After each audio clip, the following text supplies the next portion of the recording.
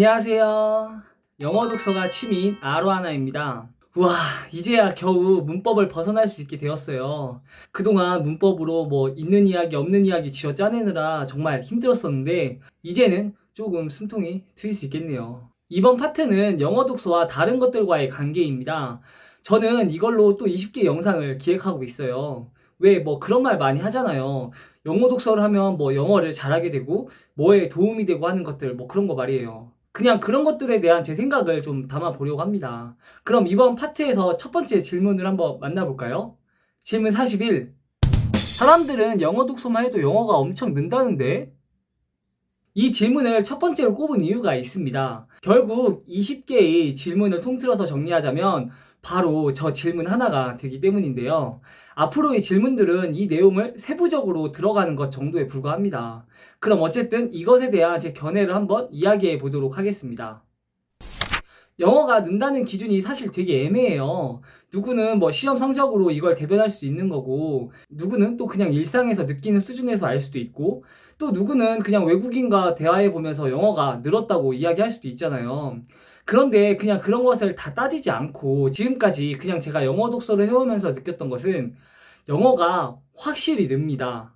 그것도 정말 여러 가지 면에서 늘었다는 게 느껴질 정도예요. 단순히 스피킹이나 리스닝을 그런 걸 잘하게 되는 그런 수준이 아니라 영어에 대한 전반적인 모든 것들이 향상된다는 느낌을 받습니다. 왜냐하면 영어 독서 자체가 사고, 즉 생각을 기본적으로 하기 때문에 단순히 읽고 넘어가는 수준에서 끝나지 않거든요. 읽고 나가면서 생각하고 거기서 뭔가가 느껴지고 또 거기서 뭔가를 이해하게 되고 또 거기서 뭔가의 의문을 가지면서 문장을 바라보기 때문에 생각의 범위가 이전과는 달라지는 것이 느껴집니다. 굳이 이야기하자면 그런 것은 문제집의 지문을 읽는 것과는 전혀 차원이 다른 이야기예요. 생각의 범위가 넓어진다는 게 영어 독서를 하다 보면 느껴지게 됩니다. 제가 말하는 영어가 는다는 개념은 약간 이런 거고요. 사람들이 알고 싶어 할 만한, 그러니까 소위 말해 잘하게 된다는 측면에서 이야기하자면 최고의 방법은 아니지만 영어 독서가 차선의 방법으로는 여겨질 수 있습니다. 무슨 말이냐면 영어 독서가 결국엔 간접적으로 도움이 되기 때문에 전반적으로는 두루 도움이 될 수 있겠지만 그게 최고로 효율적인 방법은 아니라는 이야기입니다. 예를 들면 스피킹을 잘하고 싶은데 영어 독서를 통해 그걸 이룬다는 생각은 잘못된 발상이에요. 스피킹을 잘하고 싶으면 스피킹을 잘하는 연습을 해야 되고 리스닝을 잘하고 싶으면 리스닝을 잘하는 연습 예를 들면 받아쓰기를 해본다던가 계속 중얼중얼 이야기를 해본다던가 하는 것들이 영어 독서보다 더 나은 방법이라는 겁니다. 다만 영어 독서도 차선의 방법이기 때문에 어쨌든 도움이 돼요. 가끔은 정말 무시 못할 정도로 도움이 될 수도 있습니다. 제 말은 직접적인 방법이 간접적인 방법보다는 훨씬 더 효과적이라는 거예요. 말은 이렇게 해도 약간 좀 들이뭉실하게 들리실 텐데요. 걱정하지 마세요. 어차피 다음 질문들에서 이것들에 대한 이야기를 할 시간을 가질 겁니다. 영어 독서만 해도 영어가 는다는 말을 제 기준에서 다시 풀이해 볼게요. 그건 영어 독서가 영어를 익숙해지게 만드는 가장 효과적인 수단이라는 의미로도 바꿀 수 있습니다. 영어 독서를 통해 영어가 익숙해지면 정말 많은 것들에서 편리함을 가져오는데요. 첫 번째로 주는 편리함은 영어 자료를 해석하는데 어색함이 느껴지지 않는다는 거예요. 이건 정말 어마무시한 힘을 지니는데 다시 말하면 정보력에서 우리는 엄청난 무기를 얻게 되는 것과 같습니다. 이것도 따로 이야기한 시간을 가져보도록 할게요. 두 번째는 영상을 접할 때 굳이 번역에 의존하지 않습니다.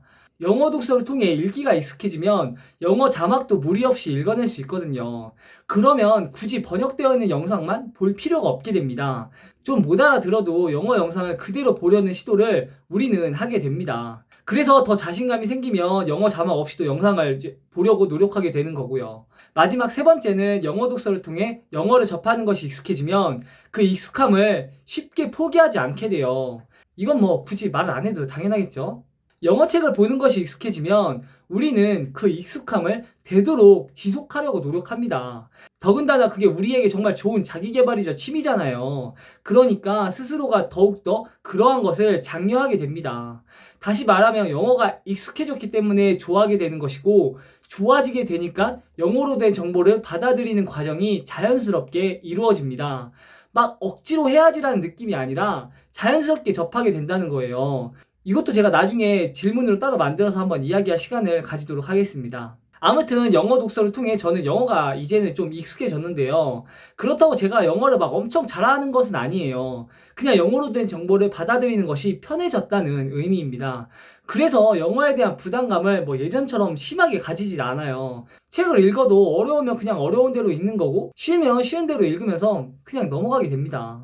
다시 정리할게요. 영어 독서를 하게 되면, 그리고 그것을 꾸준히 한다면 여러 가지 면에서 여러분은 영어에 대한 거의 모든 것의 향상을 경험하게 됩니다. 그런데 제가 진짜 늘고 있다의 개념은 이거예요. 여러분은 이제 영어에 대한 익숙함을 가지게 됩니다.